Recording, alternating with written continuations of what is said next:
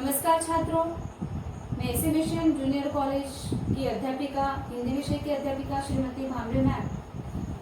हमने पहले वीडियो में 12वीं हिंदी की पाठ्य पुस्तक का परिचय लिया है।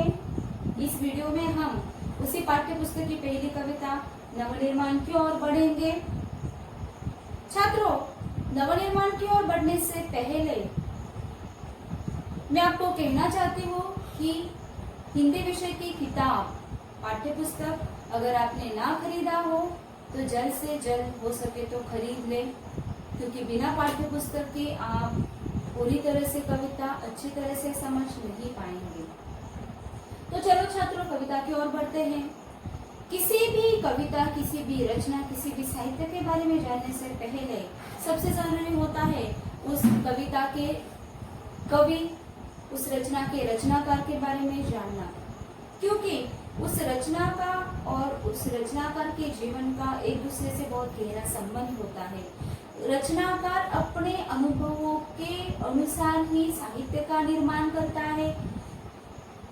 तो चलो त्रिलोचन जी के जीवन के बारे में हम पहले जानते हैं, ताकि उनके साहित्य को समझना हमारे लिए और भी आसान हो जाए, इस कविता को समझना और भी आसान हो जाए। त्रिलोचन जी का जन्म 20 अगस्त 1917 में उत्तर प्रदेश के सुल्तानपुर जिले के कटघरा चिरानी पट्टी में हुआ है। त्रिलोचन जी का वास्तविक नाम त्रिलोचन नहीं है, लोग उन्हें सिर्फ त्रिलोचन इस नाम से बुलाते थे। उनका वास्तविक नाम था वासुदेव सिंह, लेकिन साहित्य जगत में भी वो त्रिलोचन के नाम से ही जाने जाने लगे। त्रिलोचन जी को हिंदी भाषा का ज्ञान तो था ही, साथ ही साथ अरबी और फारसी भाषा का भी उन्हें अच्छी तरह से ज्ञान था।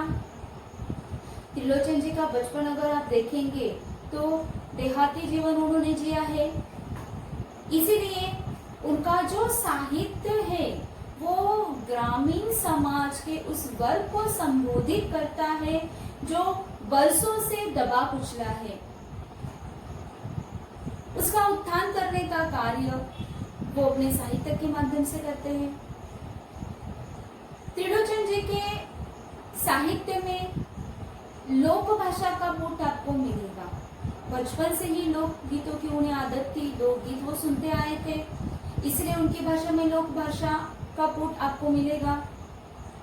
साथ ही साथ उनकी जो रचना, उनकी जो साहित्य की भाषा है बहुत ही सहज है, सरल है और मुहावरों से परिपूर्ण भाषा है।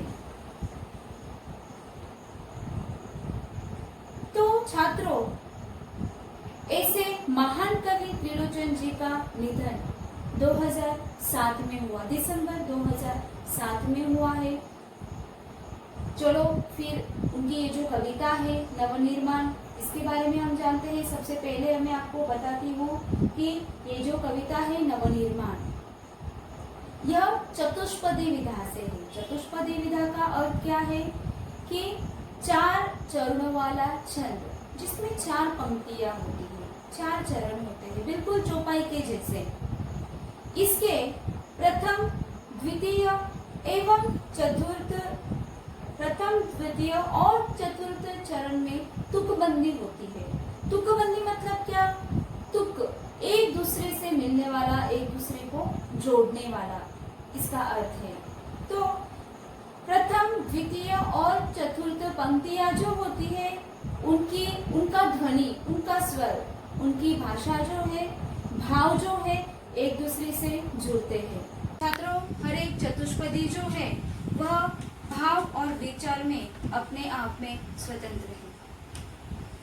मैं त्रिलोचन जी की कुछ प्रमुख कृतियों के बारे में आपको बताना चाहती हूँ। दिगंत, गुलाब और बुलबुल, उस जनपद का कवि हूँ, सबका अपना आकाश जैसे कुछ कहानी संग्रह उन्होंने लिखे हैं, देश काल जैसे कुछ कहानी संग्रह उन्होंने लिखे हैं, दैनंदिनी, डायरी आदि कुछ उनकी प्रमुख कृतियां हैं। तो चलो छात्रों, आज हम नवनिर्माण इस कविता का परिचय लेते हैं। यह जो कविता है एक आशावादी कविता है। इस कविता से कवि का आशावाद दृष्टिगोचर होता है। हर एक के जीवन में संघर्ष होता है। कोई भी चीज हमें आसानी से नहीं मिलती, कठिनाइयां होती है, समस्याएं होती है, संघर्ष हर एक को करना ही पड़ता है। और कवि कहता है कि हर एक को जीवन में संघर्ष करना जरूरी है, अन्याय के खिलाफ लड़ना जरूरी है। इस कविता के माध्यम से कवि हमारे जीवन में व्याप्त निर्बलता, समस्याएं, कठिनाइयों का सामना करने के लिए बल एवं साहस को एकत्रित करने का आह्वान कर रहे हैं। कवि कहते हैं कि मनुष्य के जीवन में एक उद्देश्य होना चाहिए और उनके हिसाब से सबसे जरूरी उद्देश्य यह होना चाहिए हर एक के जीवन में कि समाज में समानता स्थापित करना, मानवता स्थापित करना, यह बहुत महत्वपूर्ण उद्देश्य हर एक के जीवन में होना चाहिए, ऐसा कवि कहते हैं। कवि कहते हैं कि बल का प्रयोग अच्छी चीजों को प्राप्त करने के लिए करना जरूरी है। तो चलो छात्रों, हम चलते हैं पहले चतुष्पदी की ओर।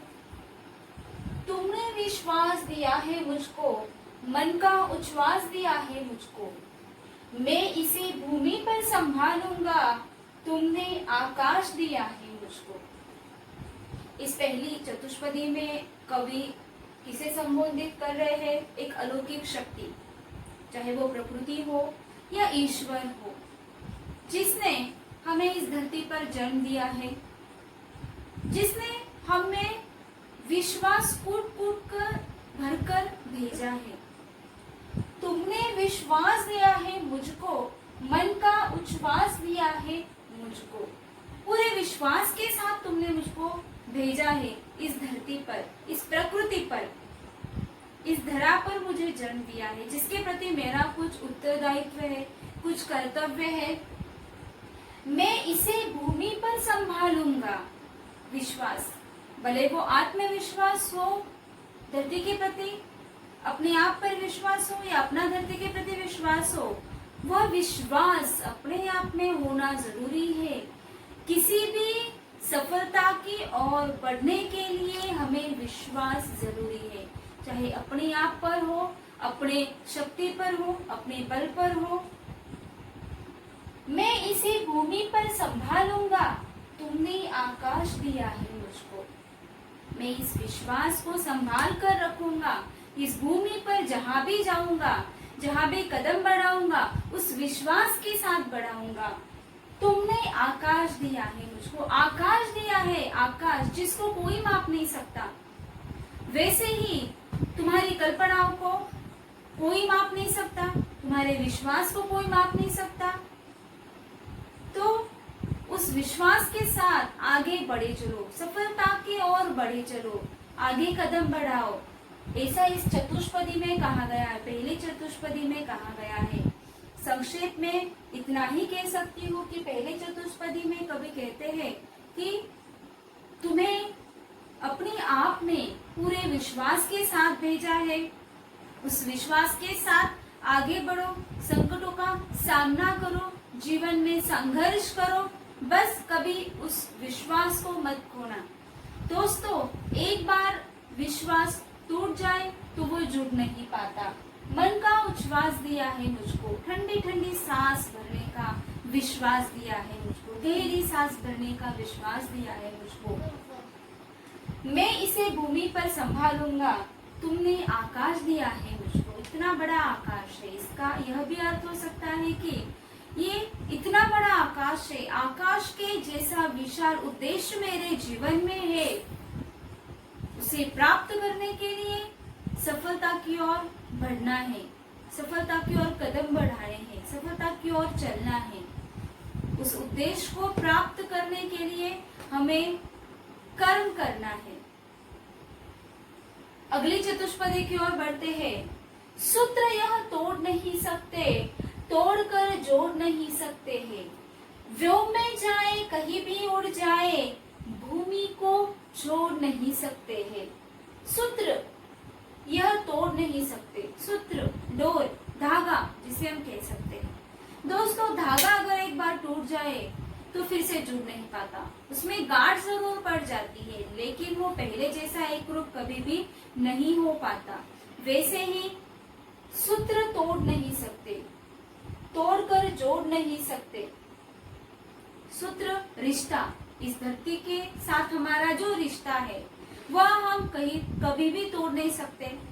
भले वो प्रेम का रिश्ता हो, अपने रिश्तेदारों के साथ रिश्ता हो, उस रिश्ते को हम कभी भी तोड़ नहीं सकते। इस धरती पर आप कहीं भी चले जाओ, व्योम में जाए, कहीं भी उड़ जाए, भूमि को छोड़ नहीं सकते। व्योम मतलब आकाश, अंबर, कहीं भी चले जाओ आप, लेकिन आपके कदम इस धरती से जुड़े रहेंगे। जिस धरती पर आपने जन्म लिया है, जहाँ पर आप पले बड़े हुए हो, उस धरती से आप हमेशा जुड़े रहते हो। तो छात्रों, ये हमने पढ़ी आज की 2 चतुष्पदी। अगली चतुष्पदी हम अगले वीडियो में पढ़ेंगे। तब तक के लिए हैव ए नाइस डे।